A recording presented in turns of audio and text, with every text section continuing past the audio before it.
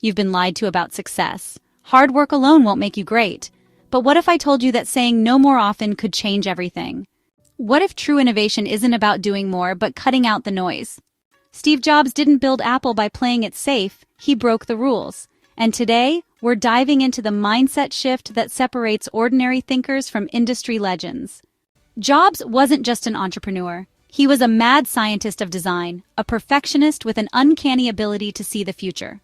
Apple wasn't built on luck, it was built on focus, simplicity, and a borderline obsessive need for excellence. When he returned to Apple in 1997, the company was drowning in a bloated product lineup that lacked direction. So what did Jobs do? He took a metaphorical chainsaw to it, slashing products left and right until Apple had just 4 core categories. The result? Laser focus on making a few things insanely great instead of 100 things mediocre. Then came the iMac, the first computer that didn't look like it belonged in a dull office cubicle. It was colorful, fun, and most importantly, easy to use. That was Jobs' genius. Technology wasn't just about function, it was about experience. He had a simple rule, less but better, which led to the creation of the iPod, the iPhone, and the iPad. The iPhone, in particular, rewrote the entire rulebook.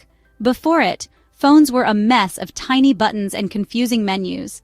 Jobs scrapped all of that and said, what if it was just a screen? The world laughed. Then they bought over 1 billion of them. But Jobs wasn't just a product guy, he was a master storyteller. His keynotes weren't presentations, they were theatrical events. He made people feel something about a piece of metal and glass. And it didn't stop there. Even Apple's packaging was engineered to make unboxing feel like a religious experience. Ever noticed how satisfying it is to open an Apple product? Yeah, that was on purpose. Of course, Jobs' path wasn't all smooth sailing. He was fired from his own company, humiliated and written off. But instead of disappearing, he founded Next, bought Pixar, and quietly built the foundation for his comeback. When Apple brought him back in '97, he didn't just save the company, he turned it into a cultural force. So what's the takeaway here? Resilience, simplicity, vision. Jobs wasn't successful because he followed trends, he created them.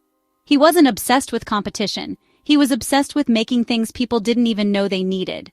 He once said, "The people who are crazy enough to think they can change the world are the ones who do." And well, he wasn't wrong. Now let's keep the conversation going. What's the one product you think changed the world the most? Drop your thoughts in the comments. If you haven't already, hit that subscribe button to support the channel. Take care of yourselves, take care of your loved ones, and I'll catch you soon in another video.